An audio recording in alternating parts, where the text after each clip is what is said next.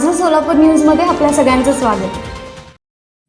ए यार मुलगी आहे मित्र आहे इकडे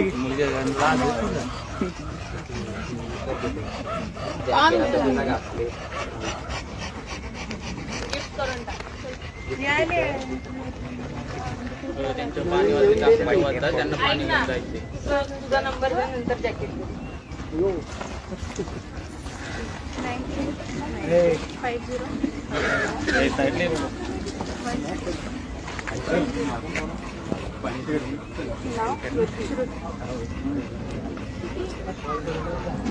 नमस्कार.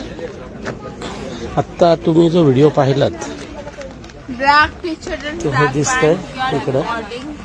मी आत्ता टेकडीवरती आलो होतो पळायला आणि दोन ह्या महाविद्यालयात आत्ता शिकणाऱ्या पहिल्या वर्षाला शिकणाऱ्या मुली आहेत.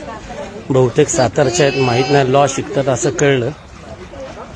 ARI टेकडीवरती आत्ता ह्या दोघी बियर दारू आणि नशेचं काहीतरी घेऊन एका कोपऱ्यात पडल्या होत्या. आता हे तरुण आहेत इथं दोघ जण, त्यांना गाडीवरती घेऊन आले.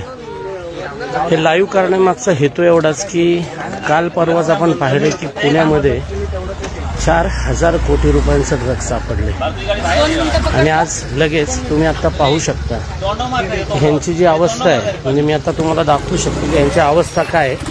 11वी 12वीतल्या 16-17 वर्षाच्या मुली आहेत ह्या, तुम्ही पाहू शकता. दुसरीला तर शुद्धच नाहीये.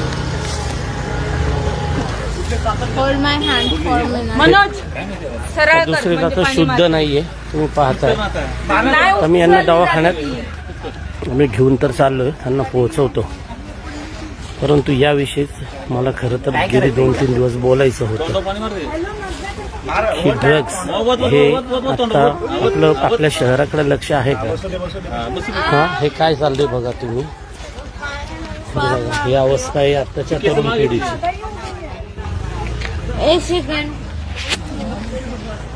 आणि इथं आता सगळे ऑटो मागवली का बाळा तिने?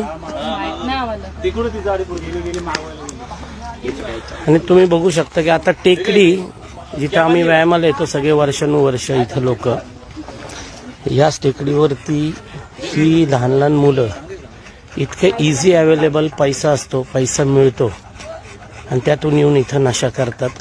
आता जीवाचं जर यांच्या काही बरं वाईट झालं तर यांच्या आईबापांनी कोणाकडे बघायचं? आणि आईबाप आपल्या मुलांकडे लेकरांकडे लक्ष देतात की नाही या सगळ्यामध्ये?